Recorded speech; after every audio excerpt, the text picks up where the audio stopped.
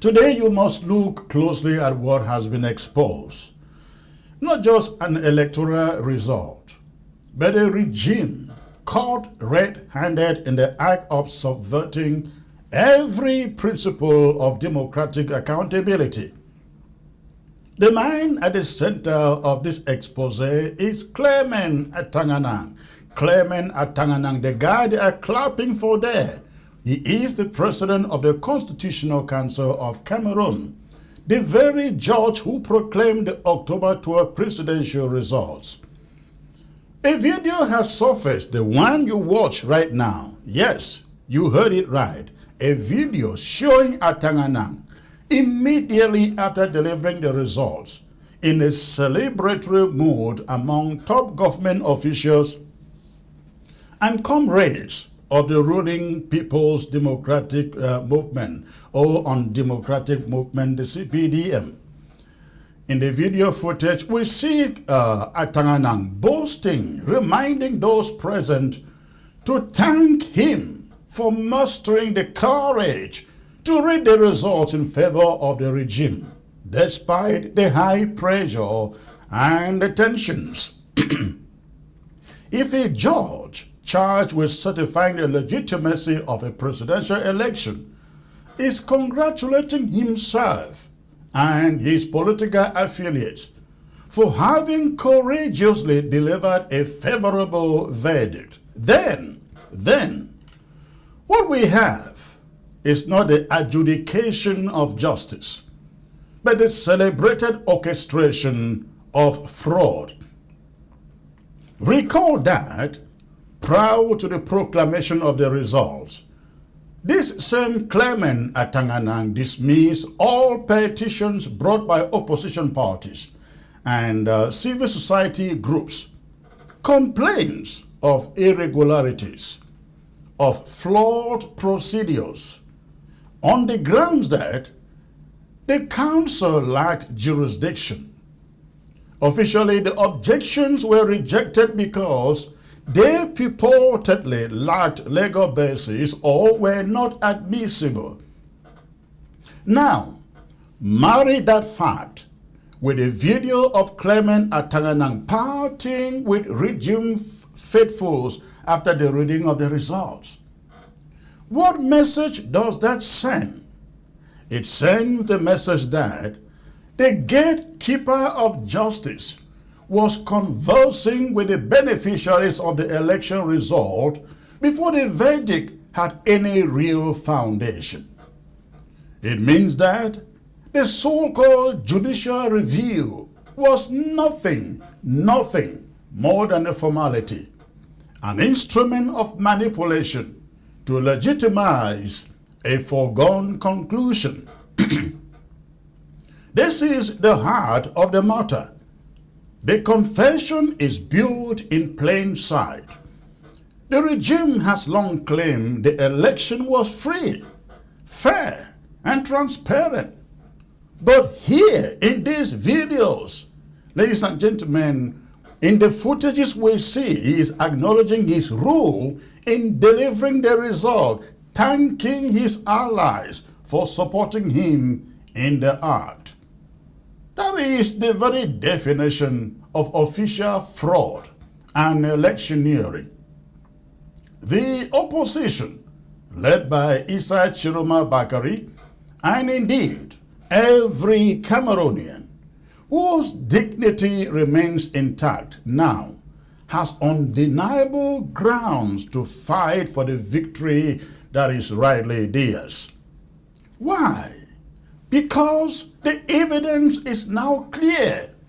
The result did not flow from the free expression of the will of the people, but from a managed process. The petitions rejected in advance, the channels of accountability shut, and a presiding judge, the chief judge in that matter, conspiring consciously or unconsciously with the regime in its celebratory gesture of triumph. When you dismiss petitions from the opposition by declaring, "We have no jurisdiction," then proceed to announce the result you were paid or publicized or politicized to announce. You are not administering justice. You are administering a defeat of the people's voice. The video confirms exactly that. In the video, in that footage is the confession. Thank you, he said. Thank you for backing me. Thank you for trusting me to deliver. To allow this to pass without outrage is to surrender your right to fair play, to open an accountable governance, and to give legitimacy to a regime that has long stood above the law. Step back and ask for a moment.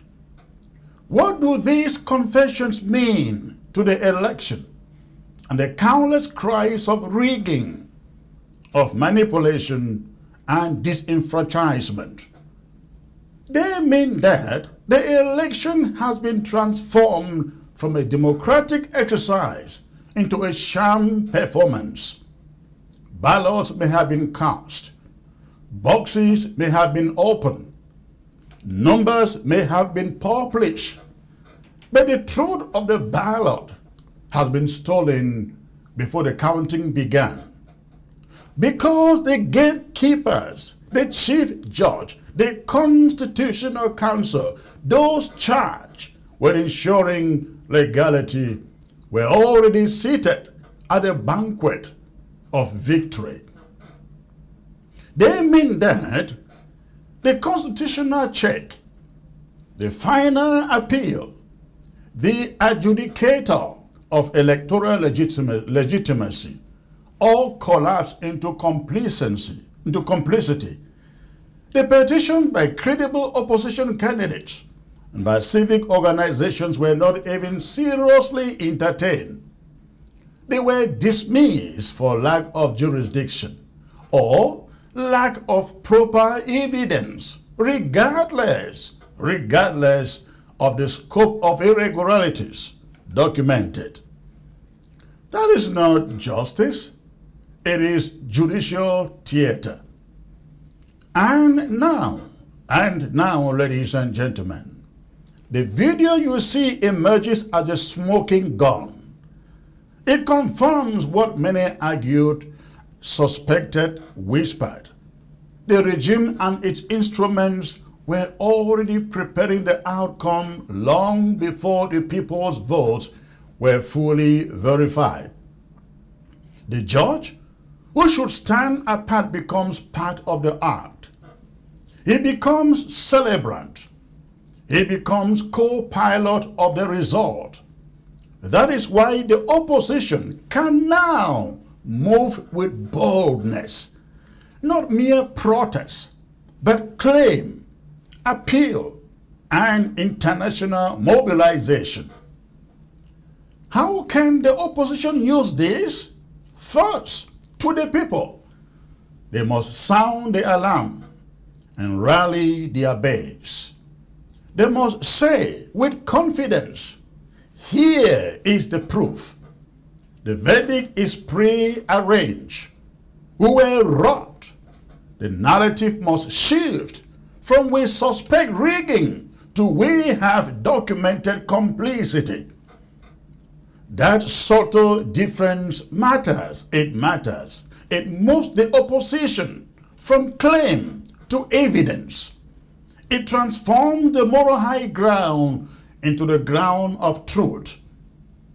Second, to the international community, the opposition must carry this video, the one you see on your screen, the sequence of judicial dismissals and the timeline of result proclamation, and juxtapose them with the standard of electoral integrity that Cameroon's partners insist upon. They must say, here stands the arbiter, not only dismissing our petitions, but celebrating the result with the beneficiary.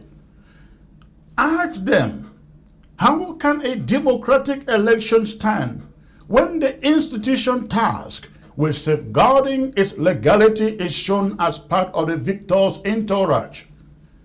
Ask them, have we not crossed the line from election to assignment?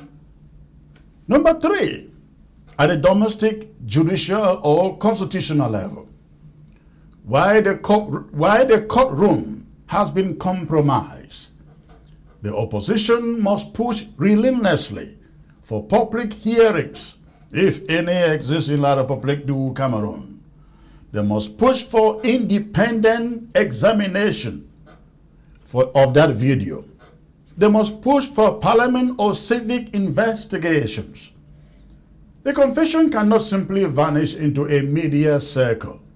It must become a referral piece of evidence in courts of law, human rights bodies, international election monitors, and regional bodies such as the African Union or the Economic Community of West African States. Let the regime not bury it in Spain. Again, you can't allow the regime to bury it in Spain. But finally, the opposition should use this as a clarion call. The battle is no longer merely about protest. It is about reclaiming ownership of the state.